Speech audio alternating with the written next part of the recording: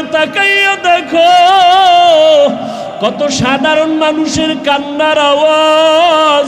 আর আমি একজন আলেম হইয়াও আমার চোখে পানি নাই। আসলে আমি আমার মাওলাকে এখনো চিনতে পারি নাই, মাওলার মোহাব্বত অন্তরে ঢুকাইতে পারি নাই। অহংকার আমার অন্তরে বাধা হয়ে গেল, হাসাদ আমার অন্তরের বাধা হয়ে গেল।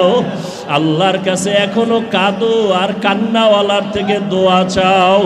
চোখের পানিওয়ালাদের বলো, কান্নাওয়ালা ভাই আপনাদের কপাল বড় ভালো, আমাদের কপাল খারাপ। আপনাদের চোখে পানিও তোমার ডানে বামে যাবে না, সবাই বিদায় দিয়া বলবে একা কবরে পড়িয়া থাক।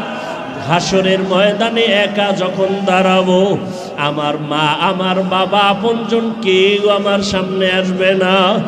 গুনাহ